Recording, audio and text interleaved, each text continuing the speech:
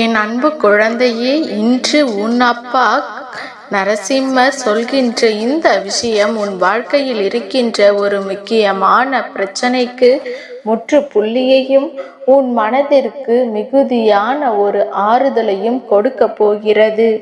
ஏனென்றால் உன் குடியை கெடுத்த ஒருவனை இந்த அப்பா மரண படுக்கைக்கு தள்ள போகின்றேன்.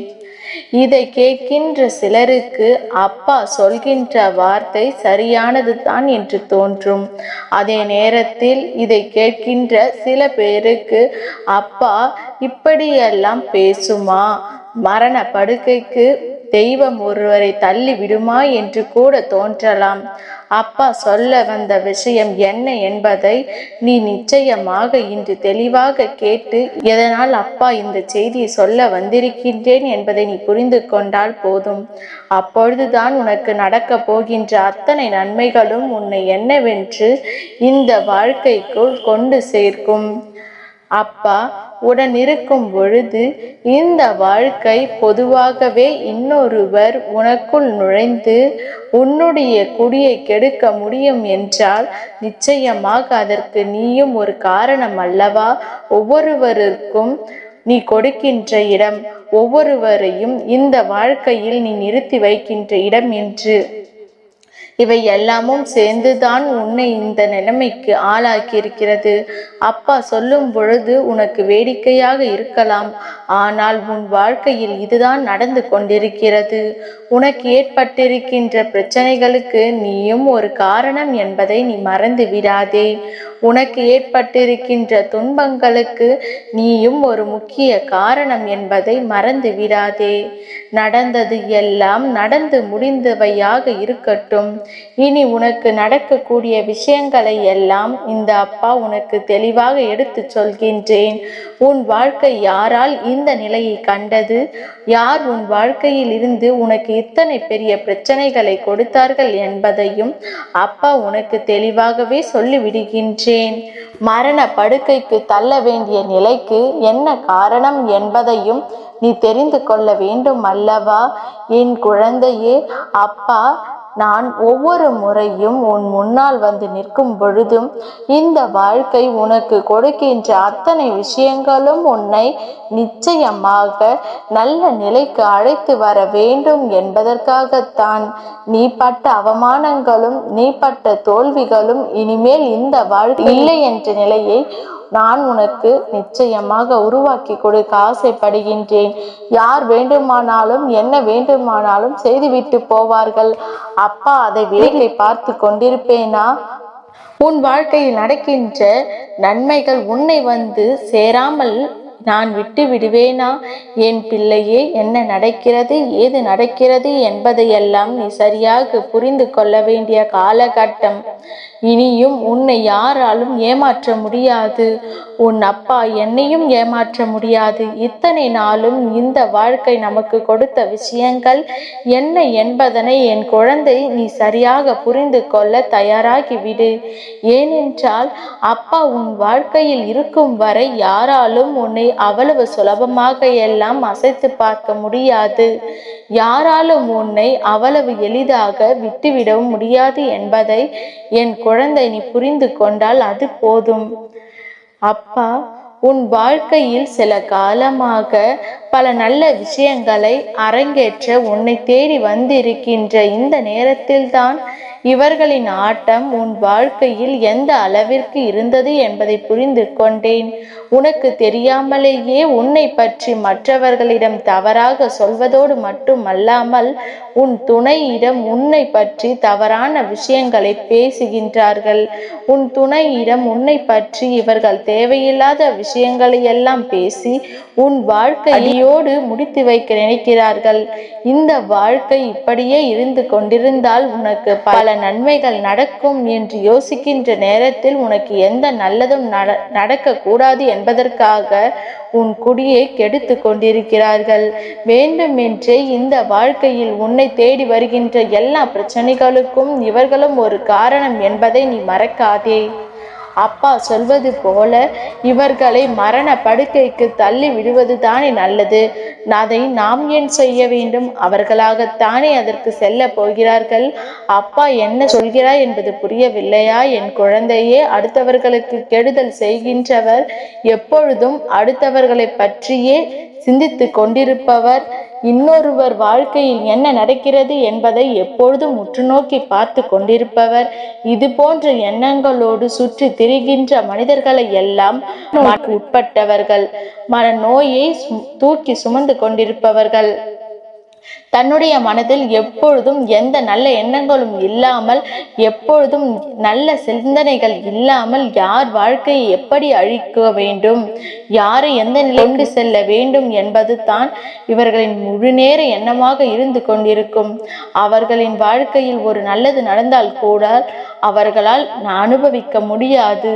அவர்களது வாழ்க்கையில் நல்ல விஷயம் நடந்தால் கூட அவர்களால் ஒருபொழுதும் ஏற்றுக்கொள்ள முடியாது.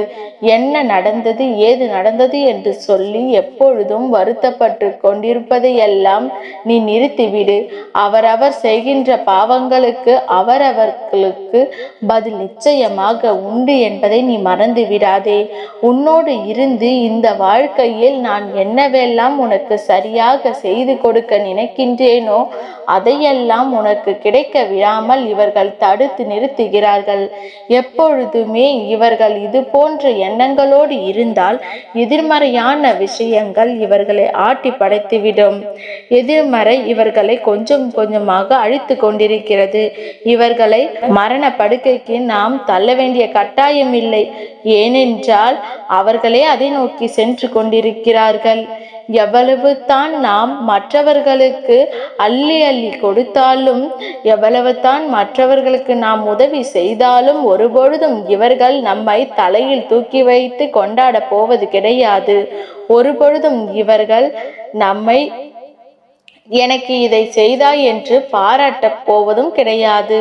என்ன செய்து விட்டாய் அத்தனை பெரிதாக என்று சொல்வார்களே தவிர ஒருபொழுதும் செய்ததற்காக உன் மீது நன்றி கடனோடு அவர்கள் இருக்க போவது கிடையாது.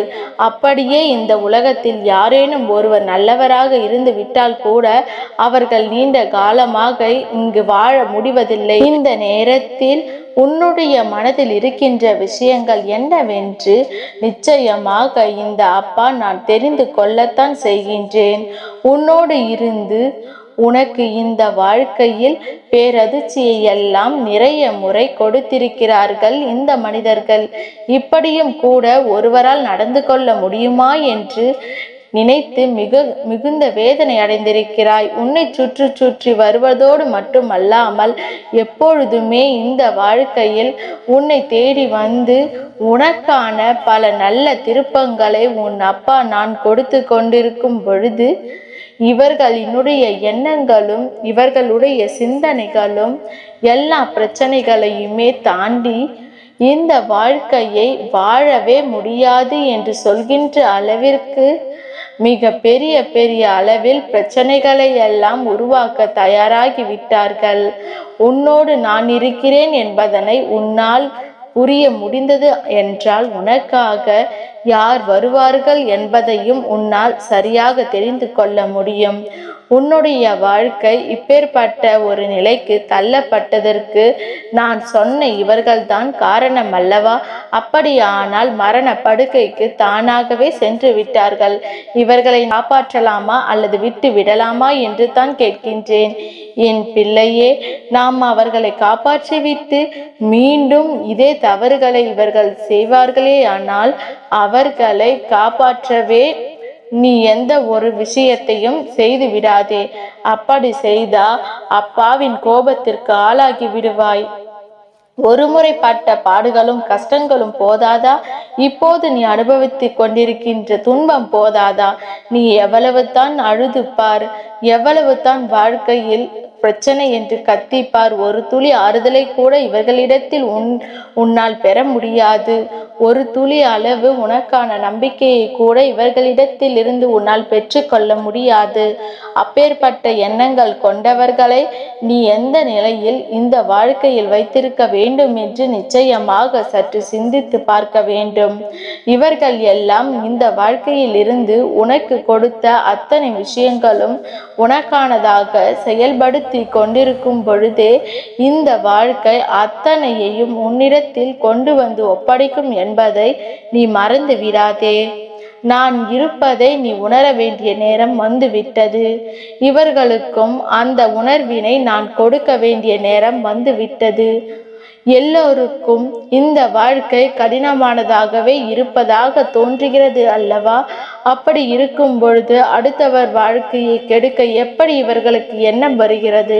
இன்னொருவர் வாழ்க்கையை கெடுத்து அதில் சந்தோஷம் கொள்ளும் இவர்களை நாம் இதற்கு மேலும் விட்டு வைத்து வேடிக்கை பார்த்து கொண்டிருப்பதோடு மட்டுமல்லாமல் இவர்களின் கண்ணீரை நாம் காண வேண்டும். அப்பொழுது தான் நாம் சிந்திய கண்ணீருக்கான அர்த்தம் என்னவென்று அவர்களுக்கு புரியும் என்று குழந்தை நீ நினைக்கிறாய் அல்லவா? என் தங்கமே, நீ சொன்னது போலவே நடக்கட்டும். நீ சொன்னது போலவே அவர்கள் இந்த விஷயங்களை எல்லாம் நிச்சயமாக வாழ்க்கையில் ஏற்றுக்கொள்ளட்டும். எல்லாவற்றையும் கடந்து இந்த வாழ்க்கையில் உனக்கு என்ன தேவை இருக்கிறது? உனக்கு இதற்கு மேலும் என்னவெல்லாம் தேவை என்று உனக்கு தோன்றுகிறதோ அதையெல்லாம் எப்பொழுதுமே அடைவதற்கான முயற்சிகளை மட்டும் செய்து கொண்டிரு. தானாகவே மரண படுக்கைக்கு சென்றுவிட்ட இவரை காப்பாற்ற வேண்டிய பொறுப்பு உன்னுடையது அல்ல. ஒருவேளை மரண படுக்கைக்கு முழுமையாக செல்வதற்கு முன்னால் ஏதேனும் ஒரு விஷயம் உன் வாழ்க்கையில் நடக்கிறது என்றால், ஏதேனும் ஒரு விஷயம் உன் வாழ்க்கையில் ஒட்டுமொத்த மாற்றங்களை கொண்டு வந்து சேர்க்கிறது என்றால், இந்த வாழ்க்கையில் நீ எதிர்பார்க்கின்ற நீ கண்ட அத்தனை கனவுகளும் உனக்கு நினைவாக மாறும் என்பதை நீ மறந்து விடாதே. எந்த நிலையிலும் கண்ணீர் வடித்து கண்ணீர் சிந்து கொண்டிருக்காதே. அப்பா உனக்கு துணை இருக்கின்றேன். நீ தைரியமாக ஒவ்வொரு முடிவையும் எடுப்பதற்காக பிறந்த குழந்தை என்பதை புரிந்து கொண்டு சந்தோஷமாக உன் வாழ்க்கையை பயணித்து கொண்டிரு. உன் அப்பா உனக்கு என்றும் துணை இருப்பேன். உன் எதிரிகளை நிச்சயம் அழிப்பேன். உனக்கு நல்லதை நடத்தி கொடுப்பேன். என்றும் இந்த அப்பாவின் ஆசீர்வாதங்கள் என் பிள்ளைக்கு கிடைத்து கொண்டே இருக்கும்.